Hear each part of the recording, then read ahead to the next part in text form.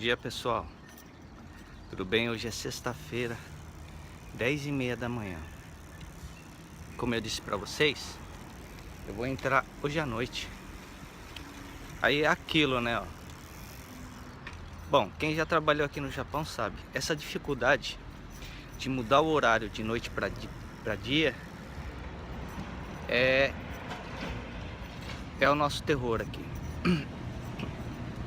Eu tentei ficar acordado de noite para ver se amenizava, né, essa troca de horário, mas eu não consegui, acabei dormindo.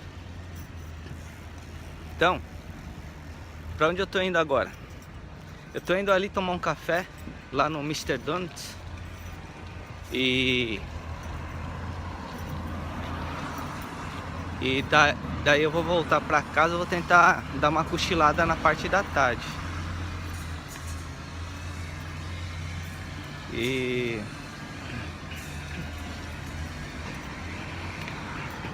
eu vou conversar daqui até o Mr. Donut é uma caminhada, tá? Eu vou conversar com vocês a respeito de dois assuntos que eu achei importante quando eu cheguei aqui no Japão, para estar compartilhando com vocês aí no Brasil, ok? Então eu vou virar a câmera para que vocês vejam a imagem da rua, ok? Bom, vamos lá. Antigamente, quando eu saí daqui, né, foi em 2008. Então, eu lembro que eu chegava no Japão, né, ia na prefeitura, fazia o Gaijin Toroku Shomen, registrava nesse Gaijin Toroku o endereço de onde eu morava, do meu trabalho. Agora as coisas mudaram, tá? Por que mudaram? O governo, ele está fechando o cerco, e eu vou explicar para vocês o porquê que ele está fazendo isso. Antigamente, quando você chegava no Japão, você ia na prefeitura mais próxima, né, e fazia o seu Gaijin Toroku, registrar o seu endereço, o seu trabalho. Se você não ia na prefeitura, você ficava sem registro, correto?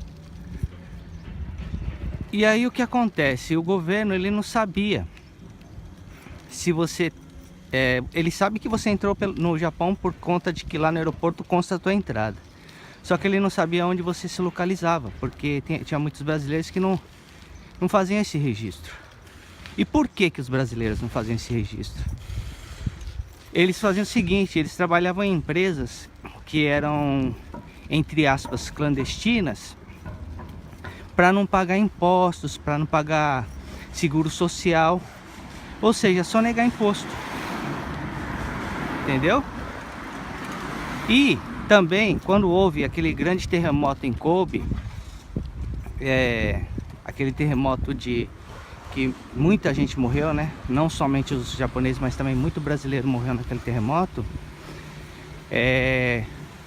O governo japonês alega que estava difícil de reconhecer algumas pessoas. Ele não sabia exatamente quem eram essas pessoas, por conta de que não tinha documentação, entendeu?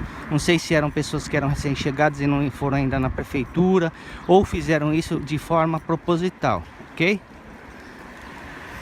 Aí, o que o governo fez?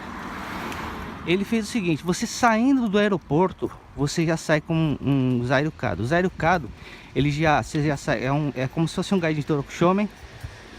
Ele já tem que sair pro seu destino. Por exemplo, se você vai trabalhar numa empreiteira, você já tem que, ali já sai o endereço da empreiteira, da onde você sai do aeroporto. Você já tem que saber o destino que você vai ir. E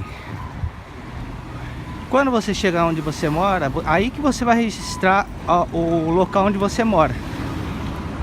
E é interessante o seguinte, pessoal: o governo japonês, ele inventou um tal de My Number. O que é esse My Number? O My Number é o seguinte: é como se fosse o CPF no Brasil. Esse My Number por exemplo, assim, ó, ele unifica. Você tem um número. Esse número é intransferível, é pessoal. E o que esse número ele unifica? Ele unifica a previdência social, seguro social e também, por exemplo, assim, ó, vou dar um exemplo para você. Eu compro um carro, ok?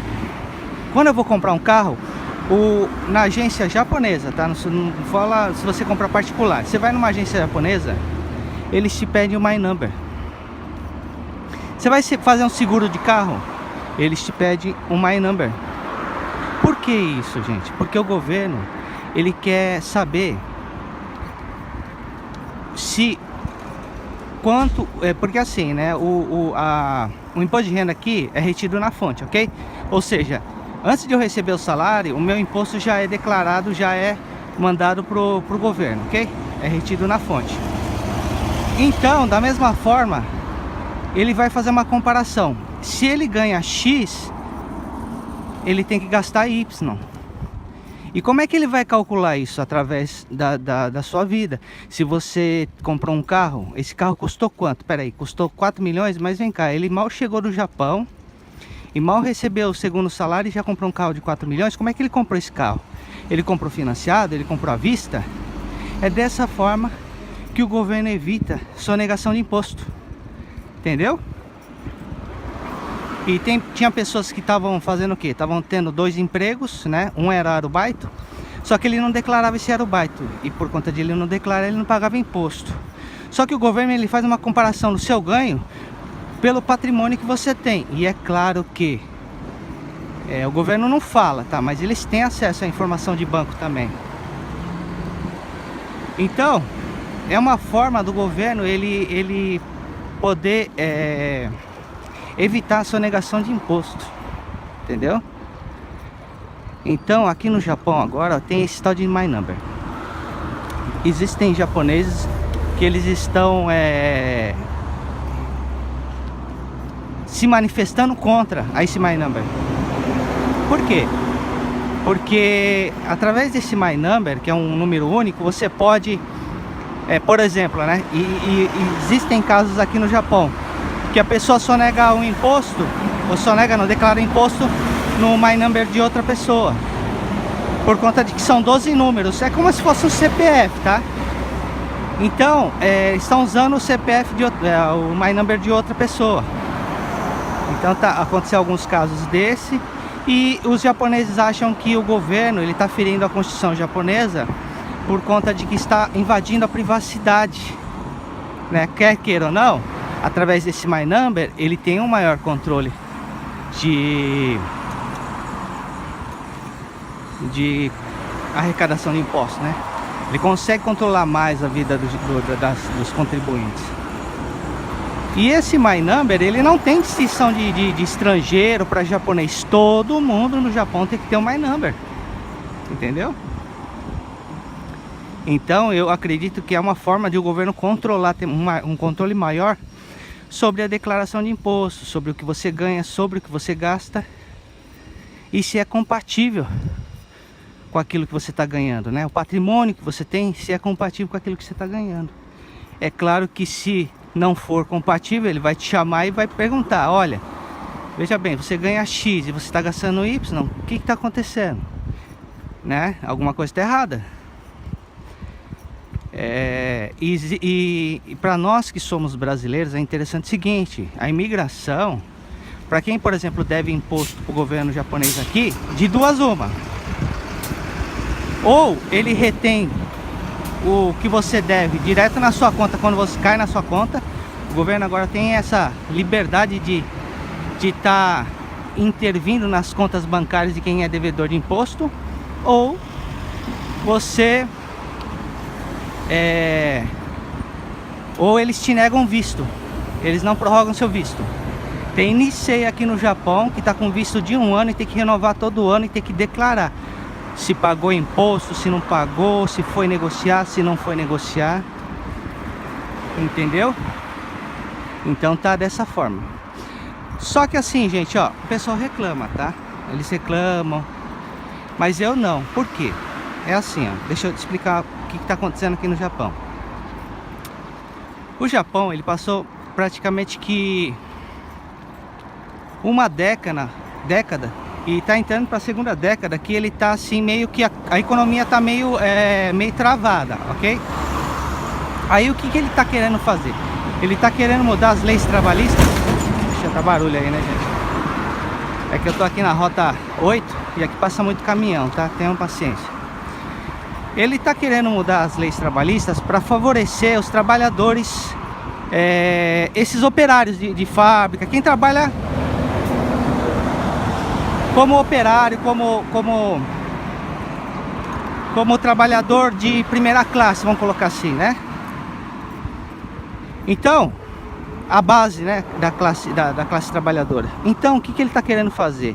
Ele está querendo aumentar o salário dos trabalhadores. Por que ele quer fazer isso? Você vê que, olha, quando um governo é sério, você vê que você só tem a se beneficiar com isso. Por que ele quer aumentar o salário, o nosso salário? Por exemplo, hoje, daqui a 6 meses eu vou estar ganhando 1.300 a hora, certo? Ele está querendo aumentar esse patamar. Por exemplo, para 1.400, 1.500. Ele fazendo isso, olha como é que o cara ele é inteligente e ele pensa na população. Eu fazendo isso, eu vou gastar mais, porque eu tenho mais poder de compra. Eu tendo mais poder de compra e eu comprando mais, eu vou girar mais a economia. O comércio, as lojas, vai ter mais venda. Tendo, por exemplo, uma loja dessa daqui, um restaurante, certo? Ela vendendo mais, você concorda que o governo não vai arrecadar mais imposto?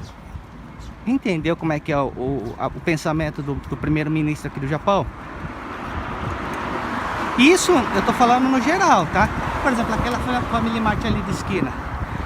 Se o povo japonês tem mais poder de compra, não tô falando povo japonês, até nós brasileiros nos incluímos nessa, né?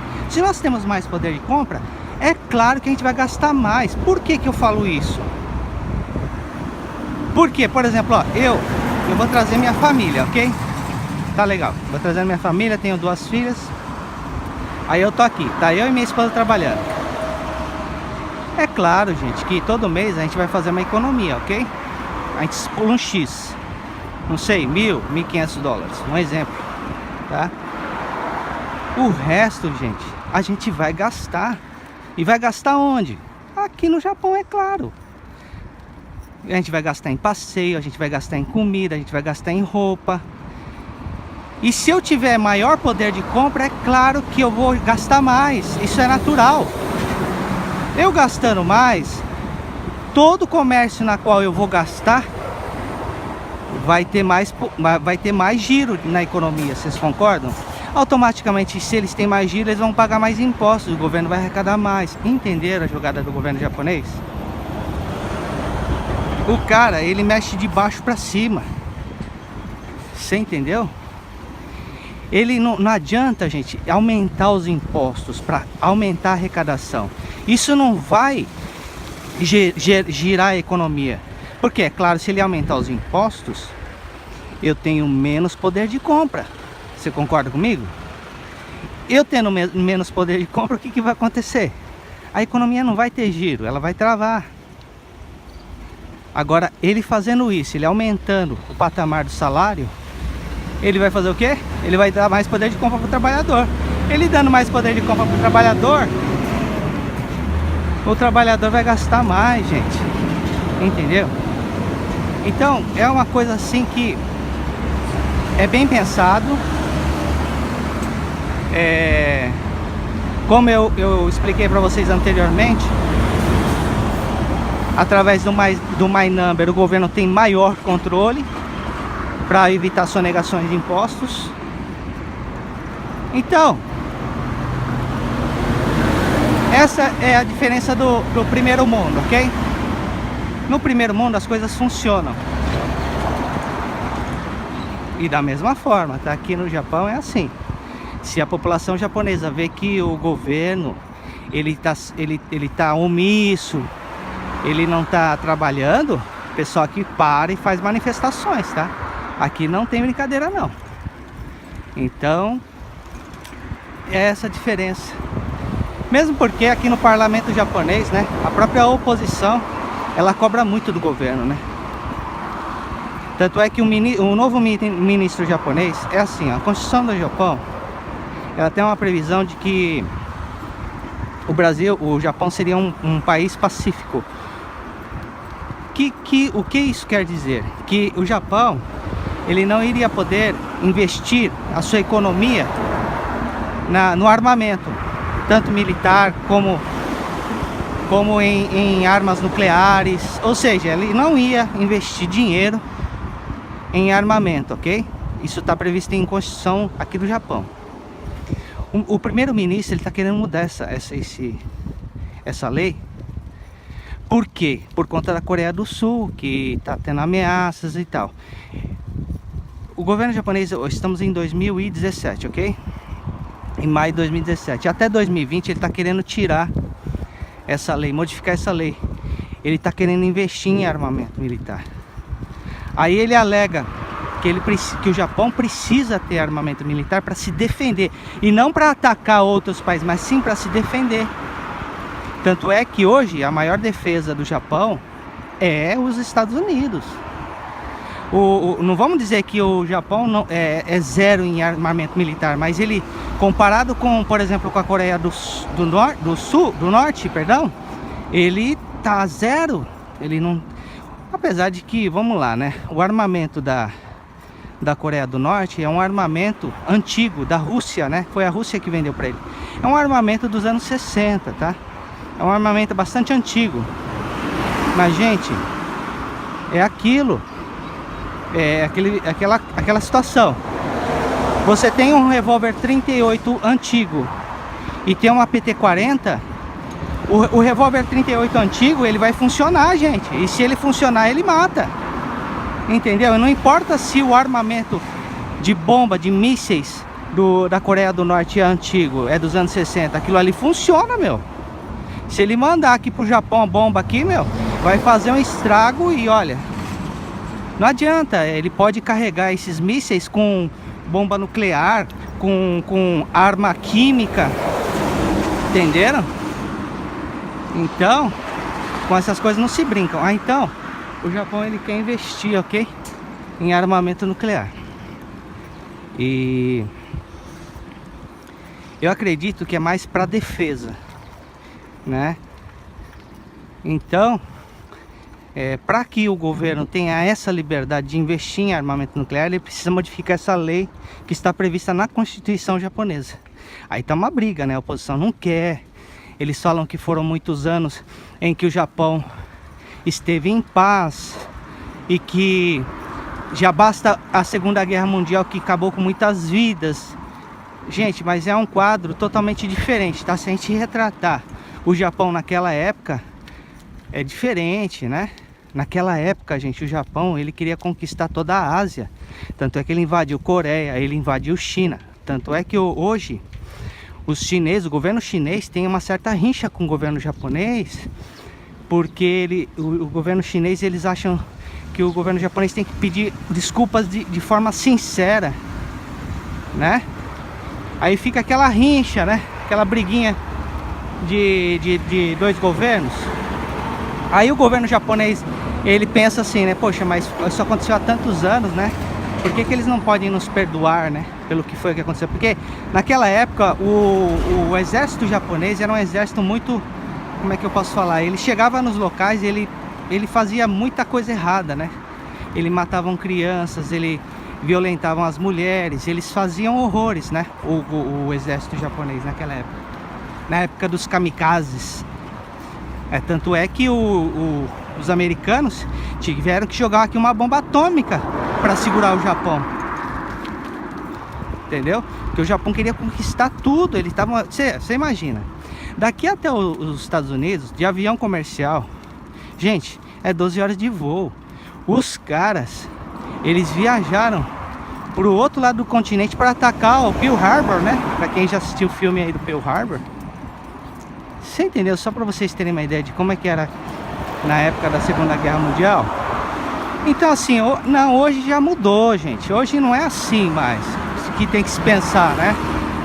Eu acho que tá certo o primeiro-ministro japonês investir em armamento. Por quê? Para se defender, gente. Esse maluco aí do presidente da Coreia do Norte mandar bomba pra cá, meu, tem que ter antimíssil, pelo menos, né? Agora não tem defesa nenhuma. E eu te pergunto o seguinte, vocês viram que lá na Síria o governo americano conseguiu atacar? Sabem por quê? Porque é o seguinte, lá na Síria tinha um sistema de antimíssil da Rússia, né? Diz que é o sistema mais sofisticado e mais moderno do mundo. E como os sírios eram protegidos da Rússia, a Rússia colocou esse sistema lá na Síria. Vocês não sabem o que aconteceu. Por que foi bem sucedido o ataque dos americanos contra a Síria? Porque eles usaram aquele míssil Tomahawk. Eu não sei o nome daquele míssil lá. É Tomahawk, né? Por que esse míssil aí ele conseguiu atingir os alvos? Porque é o seguinte, esse míssil aí, ele voa a baixas altitudes. Ele é teleguiado. E ele consegue acertar o alvo. O erro de margem é muito pouco a porcentagem, entendeu? Se ele mira, por exemplo, num prédio a não sei quantos quilômetros, o Tomahawk ele vai desviando dos alvos e ele voa numa altitude muito baixa, a ponto dos radares que captam os mísseis intercontinentais não consegue, o radar não consegue pegar esses mísseis. Entendeu por que os Estados Unidos conseguiu atacar a Síria e foi bem sucedido no ataque? Por conta disso, os mísseis Tomahawks eles vão a uma altitude muito baixa, aí os radares não conseguem detectar. Então é assim, ó, hoje em dia, gente, a tecnologia investida principalmente pelos Estados Unidos, né, que é um país de ponta. Então assim, você vai querer brigar com um cara desse, meu, você tá arrumando pra cabeça, não é verdade? Você tá arrumando pra cabeça porque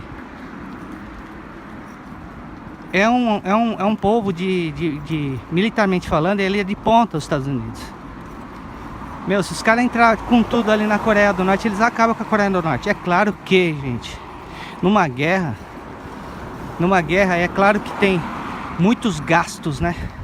E sem falar que ali, por exemplo, a Coreia do Norte, ele é meio que protegido pela China e pela Rússia. Então, quer dizer, não adianta você falar que tá tudo bem.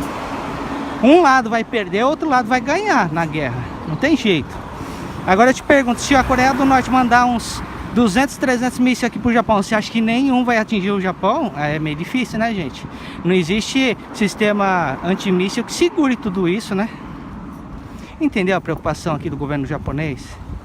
Por um lado, ele não quer se armar militarmente, mas pelo outro, ele quer se proteger e ele tá certo. Ele tá certo, tem que ter uma certa proteção. Não pode simplesmente ser omisso e dizer... Quer dizer que se o governo norte-coreano chegar e falar assim, ó, a partir de hoje o Japão é nosso, ele tem que se submeter porque ele não tem armamento militar? Você entendeu a situação? Então, infelizmente, tá acontecendo isso aqui no Japão. Tá bom, pessoal? Olha, pessoal, já deu 20 minutos de conversa. Nossa, eu falo demais, né, gente? Desculpa aí.